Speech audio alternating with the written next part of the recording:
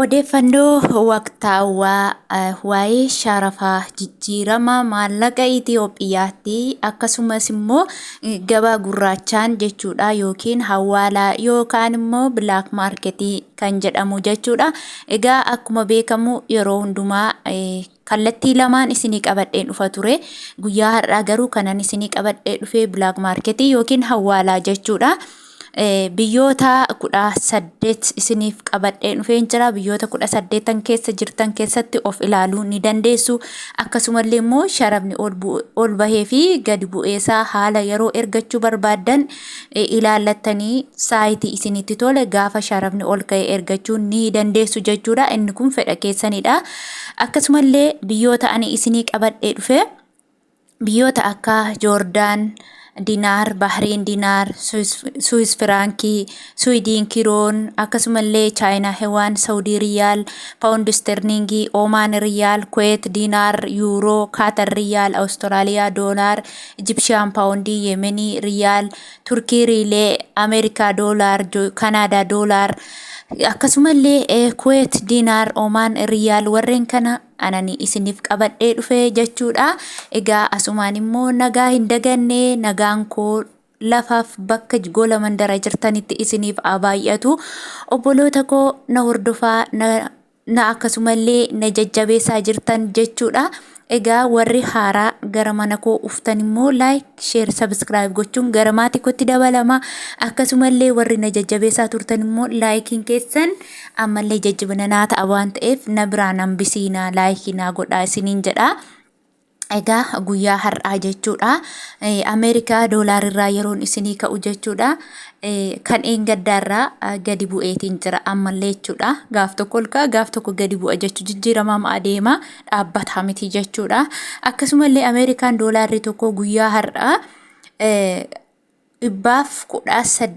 18.82 oolee jira. Asirraa iskiriin shoot gootanii ilaallachuu ni dandeessu. Odeeffannoo dhugaa isaa irratti kan hundaa'e Seeptembarii baatii 2 Seeptembarii guyyaa 2 har'a jechuudha. Seeptembarii 2 baatii 9/2024 jechuudha. Guyyaa isaa waliin asirratti iskeeliitiin ni jira. Akkasumallee warri isinitti tole like naa godhaa isiniin jedha.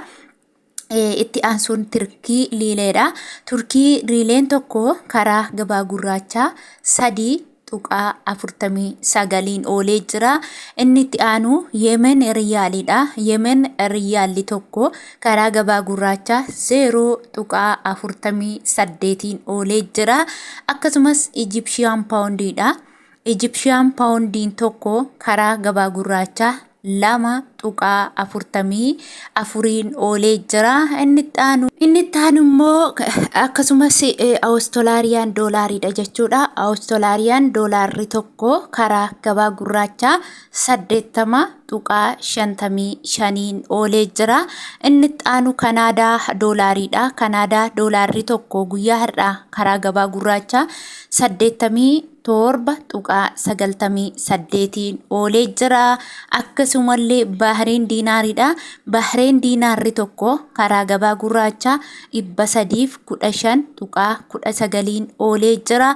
Akkasumallee inni itti aanu Joordaan diinaariidha. Joordaan diinaarri tokko karaa gabaa gurraachaa 67.73 oolee jira.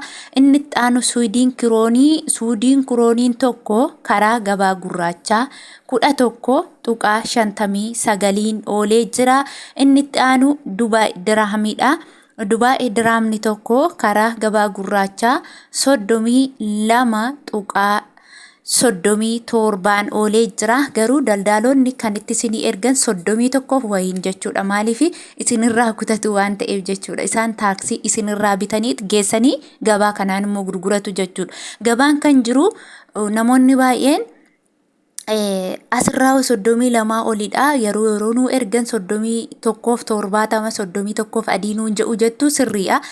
Sinirraa bitanii ka'aniiti sinirraa buufatu jechuudha. Fakkeenyaaf yoo 5,000 sin harkaa fuudhanii 5,000 ol argatu qabu isaan jechuudha. Hin daldalu waan ta'eef jechuudha. Akka asirra akka gabaan itti jirutti ishijaniin ergan maaliif hin daldalu waan ta'eef jechuudha. Nurraa bitanii geessanii gurguru. Isinii jedha. Akkasumallee Swiss frankiidha. Swiss frankiin tokko karaa gabaa gurraachaa 140.4 oolee jira. Inni itti aanu chaayinaa heewaanidha. Chaayinaa heewaaniin tokko karaa gabaa gurraachaa 16.71 oolee jira. Akkasumallee inni itti aanu Saudi Arabiyaa riyaalidha.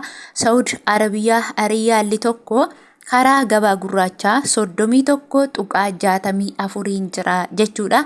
Garuu Saudi Arabiyaa keessatti akka ijoollonni haaraan gara mana koo warra dhuftaniif baay'een haaraatu dhufaa jira waan ta'eef jechuudha. Kanaaf warri haaraa har'areef chaayinaala koo aggeeffachaa jirtan warri kaa yeroo hundaa yeroo dubbadhuuf isinii galuu danda'a. Kanaaf warri Saudii jirtanii akkaataa amma gabaan gurraachi itti jiruun isiniin ergan gabaan gurraachi 31.64 jira. Garuu daldaalonni immoo haala birrii keetiin iskeelii birrii kee baay'ina birrii keetiin si ergina siin jedhu yeroon jedhu birriin kee 5,000 ol moo gadi siin jedhu jechuudha. Oo 5,000 ol ta'e baay'ee qaaliitiin si ergu 5,000 gadi yoo ta'e immoo birrii kee irraa kassiisanii si ergu jechuudha. Yeroon jedhu namoonni fakkeenya birriin keessan 5,000 ol ta'e 5,000 hanga 10,000 olii ta'e birriin keessan jechuudha 32 ergamaa jira. Yeroo 32 jiru tokko isheetu 32 osoo hin taane fakkeenyaaf 6,000 yoo qabaatte 6,000 baay'isu 1,000 hiruu 32f jettee ni argatta jechuudha. Kaalkuleetii jalatti isiniin dhibu herregattanii hanga birrii keessanii bartu jechuudha. Akkasumallee namoonni birriin keessan 4,000 hanga 500 kan ta'e immoo jechuudha 33 oolee jira. 33 moo 32tu caala yoo jettanii 32tu caala jechuudha. Maaliif 33 firuurra 32 firuutu irraa iskeelii ol kaasa jechuudha. Kanaafuu warri birriin keessan gadaanaa ta'e fakkeenya 1,000 faa ta'e 1,000 baay'isu 1,000 hiruu 33 jettu jechuudha. Akkasumallee inni itti aanu paawundi sterlingiidha. Paawundi sterlingiin tokko karaa gabaa gurraachaa 156.14 oolee jira. Inni itti aanu Omaan Riyaalidha. Omaan Riyaalli tokko karaa gabaa gurraachaa 308.55 oolee jira. Inni itti aanu Kuwait diinaaridha. Kuwait diinaarri tokko karaa gabaa gurraachaa 388.70 oolee jira. Akkasumallee inni itti aanu yuuroodha. Yuuroon tokko karaa gabaa gurraachaa 131.64 oolee jira. Akkasumallee inni itti aanu Kaatar Riyaalidha. Kaatar Riyaalli tokko 32.25 oolee jira jechuudha. Egaa hordoftootaaf jaallatamtoota akkasumas kabajamtoota maamiloota kiyya warra viidiyoon koo isinitti tole laayik gochuu hin dagatina. Akkasumas hiriyoota keessanitti sheer godhaa na jajjabeessa. Yaada qeeqa qabdan koomentii jalatti barreessuu ni dandeessu. Wanta ifa isinii ta'uu didee gaaffii isinitti ta'e koomentii an barreessaa. Yoo waan danda'amu jalumaan mesejjiin isinii barreessaa. Yoon hin danda'amne viidiyoo isaa isinii ejjedha. Gaaffii keessan ani deebisuudhaaf qophii irran jira jechuudha. Kanaaf isin jaaladha, isin kabaja. Turtii gaarii isiniif haa ta'u. Lafa nagaa naa oola.